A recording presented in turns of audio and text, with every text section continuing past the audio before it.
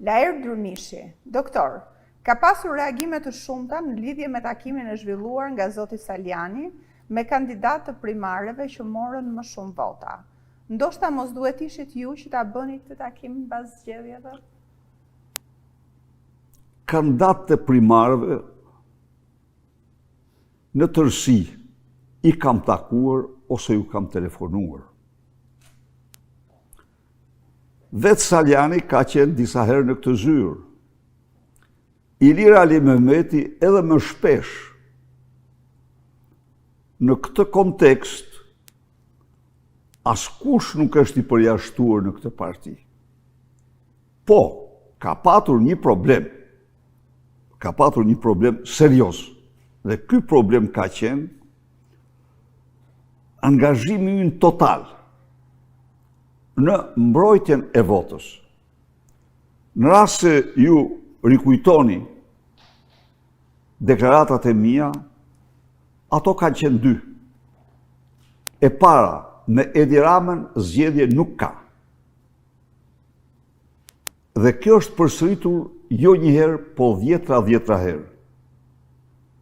Unë jam kryeministër dhe unë e di se në rast se një kryeministër vendos të mos zhvilloj zgjedhje, po fars, opozita sfiton kur ato zgjedhje.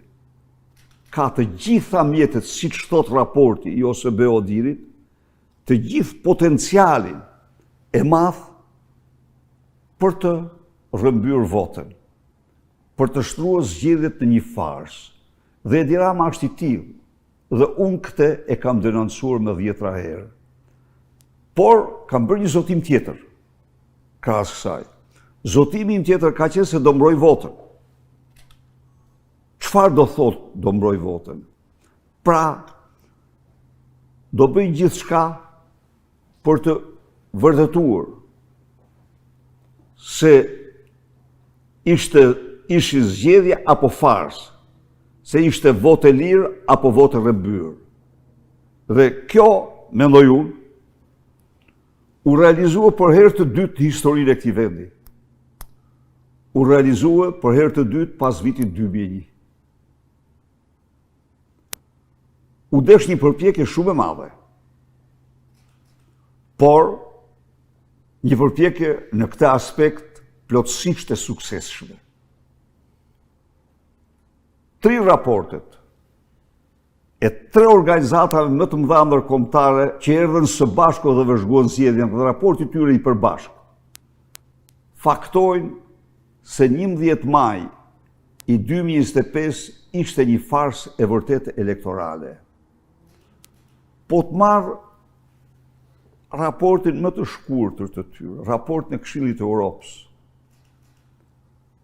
Qofse ju lexoni me interes rekomandimet, një nga rekomandimet bazë është në Shqipëri të ndahet partia nga shteti.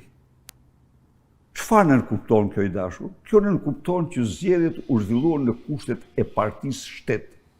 Por zgjedhjet që zhvillohen në kushtet e partisë shtet nuk janë kur zgjedhje të lira, janë thjesht farsë elektorale. Por të mos thënë pastaj, mund të imagjinoni ju një parti shtet që organizon në periudhën kohore të ndaluar për aktivitete 4500 aktivitete elektorale në mënyrë që të ndikojë tek zgjedhësit. Që përdor, jo një minutë, që përdor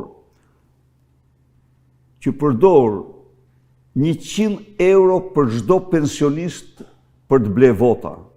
Që fal 1 miliard, gjersot, këto kohë kemi thënë 200 milion, jo, llogaritjet treguan se janë falur 1 miliard e 700 milion gjoba dhe kamata të 10 viteve të fundit. Që licenson mbjelljen e 28.000 hektarëve kanabis në vend. Që përdor administratën si një ushtri elektorale në kundërshtim flagrant me ligjin dhe parimet ndërkombëtare. Pra, janë ky kompleks faktorësh i cili bëri të mundur që ne t'i dalim zot votës së shqiptarëve në kuptimin ligjor, shqiptar dhe ndërkombëtar. Çfarë do thotë kjo? Po, kjo do thotë se çdo demokrat është demokrat, çdo opozitar dhe opozitar e ka legjitime betejën për përmbysjen e këtij pushteti dhe rivendosjen e votës së lirë. Dhe ky nuk është një rezultat i vogël. Kjo është realizuar dhe në vitin 2001, qofse ju kujtohet, që u konkludua me një president konsensual, formule cila sot opozicën në vlerësimin tim më të madh nuk i intereson. Bled Piroli, zoti Berisha, me këtë gjendje që ndodhet Shqipëria dhe qeveria, si ka mundësi që opozita është kaq e dobët në reagimin dhe mbështetjen popullore? A keni një analizë të thellë të brendshme si Parti Demokratike? A thua duhet të shikoni me seriozitet rinovimin që nga baza e deri në kryet PD-s për arsye që të ringjallet shpresa në Partinë Demokratike? Zoti Piroli, nuk është se opozita sot s'ka dobësi, por në kushtet e një narkodiktature, ju duhet realizoni se jo në çdo kohë ka disponibilitet për reagimin. I gjithë problemi është ky. Sot, për fatin më të keq, vrasja masive e shpresës nga narkodiktatura, shtypja e pluralizmit dhe kontrolli i pothuajse totali mediave dhe censura kanë bërë që njerëzit të kenë një apati. Për sa i përket Partisë Demokratike, Partia Demokratike, e thash edhe një herë, me vonesë për shkak të raportit ndërkombëtar për zgjedhjet, i cili duhet të dilte patjetër, sepse po bëheshin përpjekje të jashtëzakonshme për të ndryshuar raportin fillestar. Dhe në rast se Partia Demokratike angazhohej në debatin e brendshëm, gjithçka i shkonte për interes Edi Rams. Shiko, zoti Piroli, ndisni lajmet të cilat janë një fuqi e jashtëzakonshme. Çfarë ndodh? Një debat i vogël ndodh diku midis opozicës ose një mendim ndryshe. Është gjëja më normale. Se si studio televizive e shtrojnë në çështje kryesore, vetëm e vetëm për të maskuar dhe fshehur para qytetarëve aferat e mëdha me kosto dhjetra e qindra milion eurosh të taksave të tyre. Kështu që në qoftë se ky qendrim u mbajt, u veprua drejt, sepse qeveria po bënte gjithçka për të ndryshuar raportin, për të diktuar ndryshimin e raportit të vëzhguesve ndërkombëtar. Dështoj në këtë përpjekje, dështoj plotësisht. Atëherë ne do bëjmë analizën tonë. Dhe ju, zoti Piroli, dhe çdo antar dhe mbështetës i kësaj partie është i ftuar të kontribojë. Pikërisht, ju thoni se duhen të ri. Unë jam 100% dakord me ty. Vetëm se këta të ri nuk zbresin nga qielli. Këta të ri duhet t'i afrojmë ne, duhet t'i afroj unë, duhet t'i afroni ju, duhet t'i afrojnë mbar demokratët. Na edhe në qoftë se hymë në këtë proces, le të hymë në këtë proces me vendimin që secili nga ne do kontribojë në afrimin e vlerave më të arrira drejt Partisë Demokratike. Ky do ishte, mendoj unë, kjo do ishte suksesi më i madh i analizës tonë. Xhezmit Dika, përshëndetje doktor. Fillove foltoren, bëre kuvendin historik në stadium. Pati frym dhe shpresë për ringritjet Partisë Demokratike pas dramës së Lul Hotit. E le në mes si duket për hatër të bashkimit. A ke në mendje ta shkundësh qendrën e burokratëve të PD-s në kurriz të demokratëve, me ringrit PD-n e demokracinë në mos shpresa vdiq. Respekte. Desmi, për ty dhe të tjerë që e dini qartë, sigurisht arrestimi im në shtëpi 333 ditë ishte një kohë shumë e çmuar dhe unë nuk kisha pa projekt. Unë kisha një projekt i cili ju garantoj se edhe po ta zbatoja përsëri me Edi Ramën zgjedhje nuk fiton opozita, por do ta zbatoja. Kisha një projekt. Tani natyrisht nuk mendoj se është bërë gabim që u bashkuam. Nuk mendoj.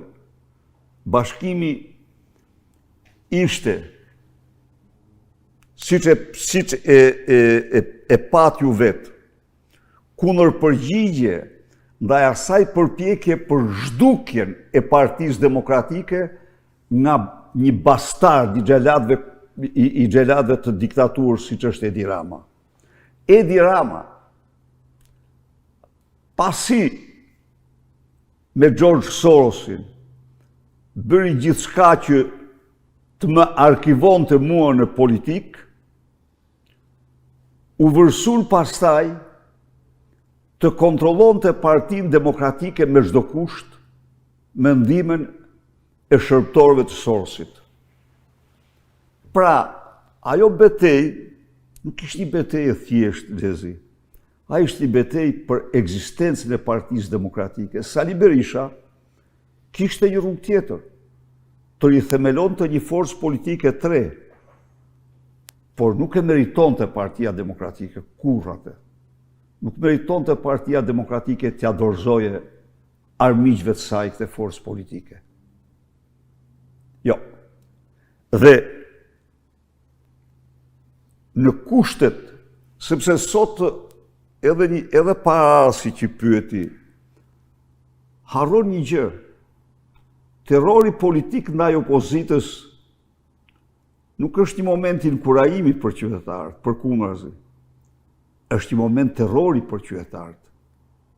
Dhe në këtë kontekst, unë mendoj se përpjekjet për bashkim ishin përpjekjet më të duhura. Dhe pa diskutim që ato kishin një çmim. E pohoj, por nuk mund të pranoja kurrë që Partia Demokratike të transformohej në një parti jashtë idealeve dhe programit të demokratëve. Agron Molla, doktor, unë jam antar i Partisë Demokratike nga Kurbini. S'kam qenë pjesë e administratës në qeverisjen e PD-s, por qëndrestar i Rrugës së Shpresës dhe i protestave tek Bashkia. Po ku e kam hallin unë? Unë e kam hallin që këta të quajtur demokrat na kanë dalë kundra, po këta prap do t'jenë qeverisja jonë kur të vinin pushtet. Apo do fillojnë nga e para, se këta na ka shkatruar. Agron, unë të përshtes ty, por në këtë moment, në këtë rast, duhet t'ju sqaroj ju dhe çdo demokrat se kjo periudhë, kjo kohë, kjo fazë nuk është betejë për pushtet. Për ne. Është betejë për votën e lirë të shqiptarëve. Se ne pushtet, opozita pushtet nuk merr kurrë me Edi Ramën në qeveri. Dhe Edi Ramën Edi Rama me farsë elektorale nuk largohet.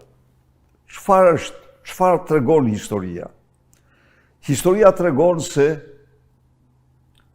farsat zgjedhore nga njëra tek tjetra shkojnë duke u rritur në kuptimin në rast se në njërën farsë janë fituar 52% të votave, në farsën tjetër ky rezultat bëhet 62% apo 65%.